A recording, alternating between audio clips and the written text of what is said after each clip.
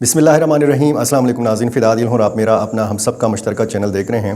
پاک بھارت کشیدگی ہے اور اسی حوالے سے ساری خبریں ہیں۔ آپ کوئی بھی ٹی وی چینل کھول کے دیکھیں تو اسی قسم کی خبریں آپ کو سننے کو ملتی ہیں، ویب سائٹس پہ اور اخبارات میں پڑھنے کو ملتی ہیں، انڈین میڈیا ہو یا پھر پاکستانی میڈیا ہو۔ تو سارا فوکس جو ہے اس وقت ہمارا اور میڈیا کا مشرقی سرحد کے اوپر ہے۔ میرے اس چینل میں کوشش ہوتی ہے کہ آپ کو کم از کم وہ ساری خبریں میں بتاؤں کہ جو اس وقت نظروں سے اوجھل ہیں، جس پر زیادہ بات نہیں ہو رہی۔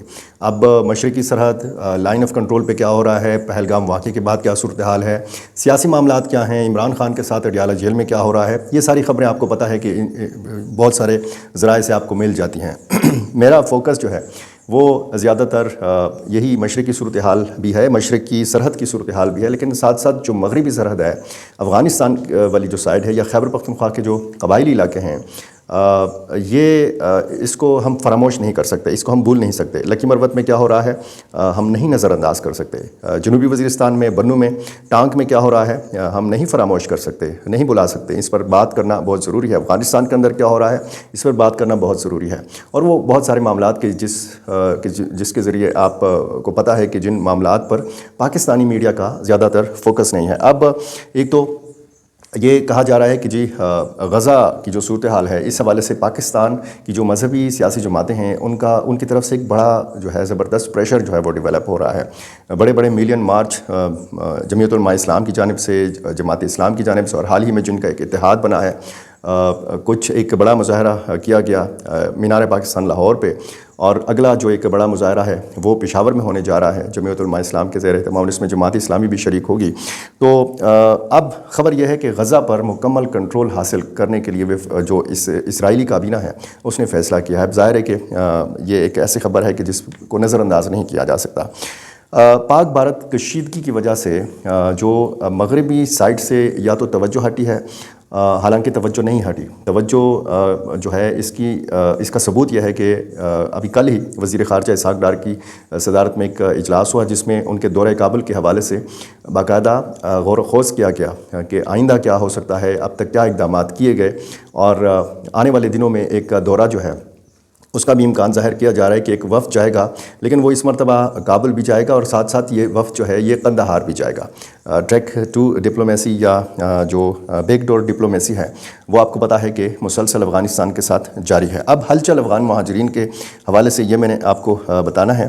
ایمل ولی خان نے یو ٹرن لیا ہے، ایک بڑا یو ٹرن لیا ہے افغان طالبان کے حوالے سے جو موقف ہے عوامی نیشنل پارٹی کا، یہ آپ کو پتہ ہے، اور ایمل ولی خان نے اب اس امر کی ضرورت پر زور دیا ہے کہ اب وقت آ گیا ہے کہ افغان طالبان کو باقاعدہ حکومت تسلیم کیا جائے۔ کیا کہا انہی کے الفاظ میں سنیے۔ میرے خیال میں جو جرگے کے مالکان ہیں وہ اس کا جواب دے دیں۔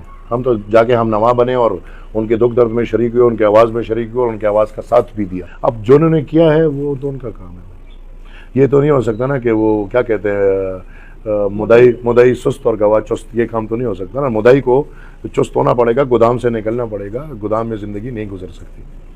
ایک تو میں سمجھتا ہوں کہ ہم لوگ اگر اپنے ملک میں اتنا گنونا کھیل مان لیتے ہیں اور تسلیم کر لیتے ہیں تو افغانستان کی سوکالی کے لیے ہمیں چاہیے کہ ہم وہ حکومت بھی تسلیم کر لیں۔ ابھی اگر وہ جس طرح بھی ہے بٹ وہ ادھر ہے، موجود ہے اور بیٹھی ہوئی ہے، لیکن اب اس کو تسلیم کر دے۔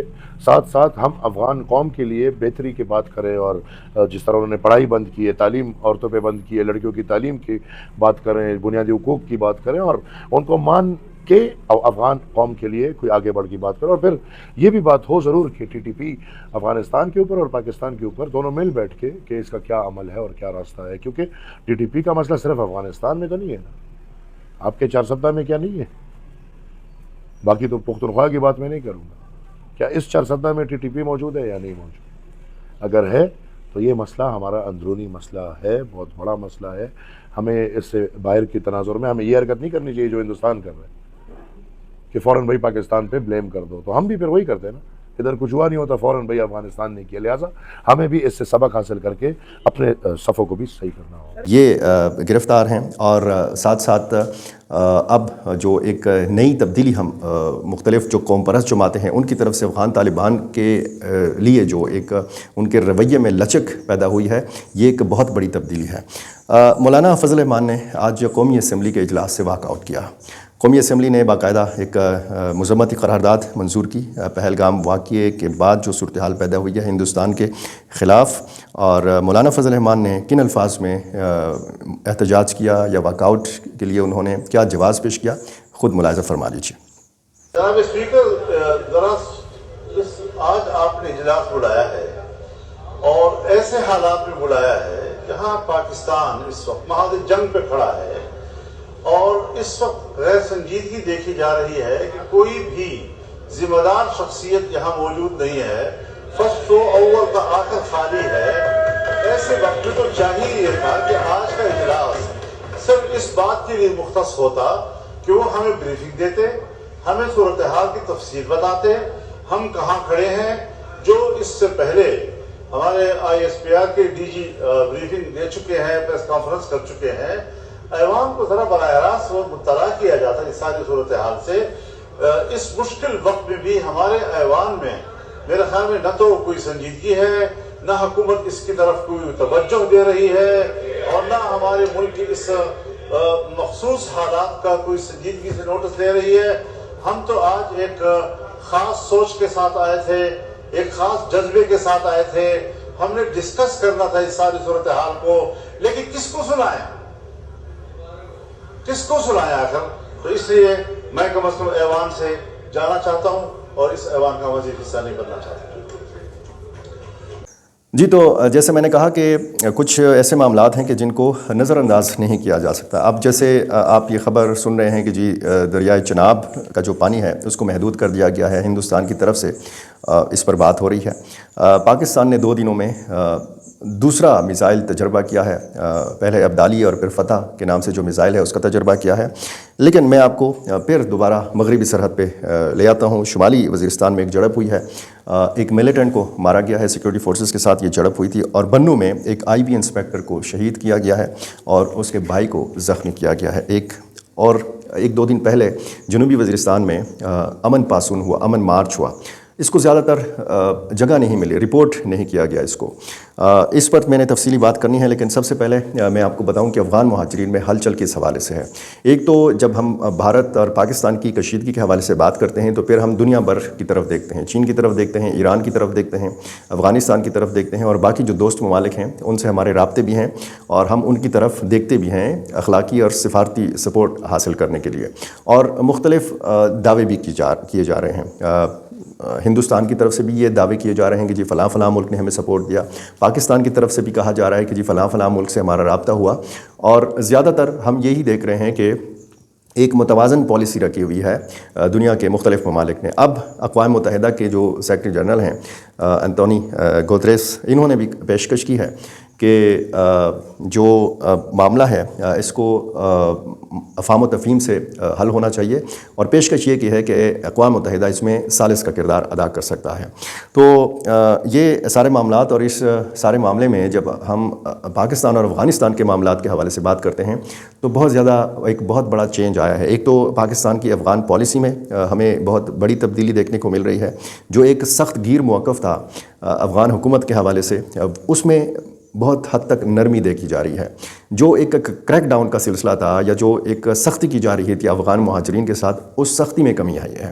میں نے پچھلے دنوں وہ خبر آپ کو بتائی تھی کہ جو افغان مہاجرین واپس جا رہے ہیں، یعنی پاکستان سے جو جا رہے ہیں افغانستان، وہ واپس لوٹ رہے ہیں، اور اس کی متعلقہ حکام نے تصدیق کی ہے۔ باقاعدہ آفیشیل کسی کا سٹیٹمنٹ نہیں ہے، کوئی بیان نہیں ہے، کوئی واضح اس حوالے سے تصدیق نہیں ہے کہ ہاں اتنی تعداد میں لوگ جو ہیں یہ واپس آ رہے ہیں۔ لیکن یہ جو پرسنٹیج بتائی جا رہی ہے کہ جی 50 سے لے کر 70% تک، تو یہ ایک بہت بڑی تعداد بنتی ہے۔ اگر آپ 2023 سے لے کر 2025 آج تک کی جو اعداد و شمار ہیں وہ نکال لیں، اور پھر آپ اس میں 50 یا 70% کی بات کریں تو یہ 5 سے لے کر 7 لاکھ تک تعداد بنتی ہے، اور اتنے لوگوں کا واپس آ جانا تو ظاہر ہے کہ یہ ایک بڑی خبر ہے۔ لیکن اعداد و شمار کیا ہیں، اتھینٹک اعداد و شمار کیا ہیں، اس حوالے سے کیا ویزا لے کر وہ واپس آئے ہیں، کیا یہ غیر قانونی طور پر جو واپس گئے تھے یہ واپس لوٹ رہے ہیں پاکستان، تو اس حوالے سے متعلقہ ادارے جو ہیں یہ اعداد و شمار اکٹھے کر رہے ہیں۔ لیکن تصدیق اس بات کی باقاعدہ ہو رہی ہے، آف دی ریکارڈ ہو رہی ہے کہ ہاں لوگ جا رہے ہیں اور مختلف راستوں سے یہ واپس آ رہے ہیں۔ جب آپ کسی افغان مہاجر سے بات کرتے ہیں کہ جب خدا نخواستہ جنگ چھڑے گی پاکستان اور انڈیا کی تو آپ کس کا ساتھ دیں گے، تو جواب ایک ہی ملتا ہے کہ ظاہر ہے کہ ہم بھی مسلمان ہیں اور ہم پاکستان کے مقابلے میں ہندوستان کو تو سپورٹ نہیں کر سکتے۔ عام افغان شہری جو ہیں ان کے بڑے اچھے جذبات ہیں پاکستان کے لیے، پاکستان کے عوام کے لیے، لیکن ان کو ظاہر ہے کہ شکایات ہیں، خصوصاً پولیس سے ان کو بہت زیادہ شکایات ہیں۔ اب یہ جو پاکستان اور افغانستان ایک دوسرے کے قریب آئے ہیں تو اس سے سفارتی حوالے سے آپ دیکھیں تو پاکستان کو بہت زیادہ فائدہ بھی ملا ہے، اور فائدہ جو ہے وہ ظاہر ہے کہ اس موجودہ صورتحال میں یہ فائدہ پاکستان اٹھا رہا ہے۔ کوئی ٹکا سا جواب تو افغانستان کی جانب سے نہیں دیا گیا ہندوستان کو، کیونکہ ریسنٹلی جو ایک عہدیدار آنند پرکاش ملے ہیں تو وہ ظاہر ہے کہ ایک ملاقات تھی اور اس میں بہت سارے معاملات کے حوالے سے بات ہوئی ہوگی۔ لیکن اس وقت میں نے آپ کو پچھلی ایک ویڈیو میں نے آپ کو بتایا تھا کہ افغان حکومت سے ہمیں کوئی مسئلہ نہیں ہے، مغربی سائٹ سے ہمیں کوئی مسئلہ نہیں ہے۔ ایک خفیہ ڈیل ہے پاکستان کی اور افغان طالبان کی ملیٹنٹس کے حوالے سے۔ ملیٹنٹس کے خلاف اگر کارروائی ہوگی، کوئی سرحد پار دراندازی ہوگی اور پاکستان کارروائی کرے گا تو افغان حکومت اس پر کوئی بڑا رد عمل نہیں دے گی۔ جنوبی وزیرستان کا معاملہ یعنی امن پاسون جو امن مارچ ہوا تھا، یہ میڈیا کی نظروں سے اوجھل رہا۔ میں آپ کو یہ دو دن پہلے جو ایک ہڑتال ہوئی تھی وہاں پہ ایک امن مارچ ہوا تھا، اس کے مطالبات میں نے آپ کے سامنے اس لیے رکھنے ہیں کہ ہم جنوبی وزیرستان کو نہیں نظر انداز کر سکتے۔ ہم اگر وہاں کے لوگ مسائل سے دوچار ہیں تو ان مسائل پر بات ہونی چاہیے۔ اگر ٹانک میں خواتین جو ہیں وہ مظاہرہ کرتی ہیں، پینے کا پانی ان کو میسر نہیں ہے، تو پھر اس پر بات ضرور ہونی چاہیے۔ اگر بنو کے لوگ لوڈ شیڈنگ کے خلاف مظاہرہ کرتے ہیں، احتجاج کرتے ہیں، تو پھر اس پر بات ہونی چاہیے۔ اگر لکی مروت، بنو، وزیرستان یا ٹانک، ڈیر اسماعیل خان کے لوگ امن کے لیے چیخ رہے ہیں، امن کے لیے صدا بلند کر رہے ہیں، تو ان کی یہ آواز سننی چاہیے۔ یہ جو جنوبی وزیرستان امن پاسون ہوا ہے، یہ متحدہ سیاسی جو ہے یہ امن پاسون اس کو نام دیا گیا۔ اس کے کچھ مطالبات ہیں، وہ میں آپ کو بتا دیتا ہوں کہ ان کے مطالبات کیا ہیں۔ امن ریاست کی ذمہ داری ہے، کوئی لشکر، کوئی کمیٹی، کوئی مسلح تنظیم ہمیں امن کے نام سے قبول نہیں ہے، یہ کہا گیا اس اعلامیے میں۔ سول انتظامیہ کے اختیارات میں مداخلت بند کی جائے، پولیس کو غیر قانونی اقدامات سے روکا جائے۔ جنوبی وزیرستان لوئر کے بازاروں میں جو دن اور رات میں پولیس کی ریٹ بحال کی جائے، یعنی پولیس کا گشت جو ہے یہ بڑھایا جائے۔ تحصیل برمل سمیت تمام علاقوں کے بند اور غیر فعال تعلیمی اداروں کو کھولا جائے۔ جنوبی وزیرستان کا معاشی قتل عام بند کیا جائے۔ انگور اڈا کو ہر قسم کی تجارت کے لیے اور آمد و رفت کے لیے کھول دیا جائے۔ وزیرستان لوئر کا 80% علاقہ زرعی ہے اور سمال ڈیمز پر ایمرجنسی بنیادوں پہ کام شروع کیا جائے۔ کالے شیشے، منشیات اور اسلحہ کی نمائش پر پابندی لگائی جائے۔ تمام محکمے اور عدالتیں جو ہیں یہ ضلع ٹانک سے ضلع وزیرستان میں منتقل کی جائیں۔ ٹارگٹ کلنگ، بم دھماکے، اغواکاری اور بتہ خوری کا سلسلہ بند کیا جائے۔ افغان مہاجرین کی واپسی باعزت طریقے سے کی جائے اور ان کے ساتھ کوئی زور زبردستی نہ کی جائے۔ غیر قانونی زمینوں پر قبضے بند کیے جائیں۔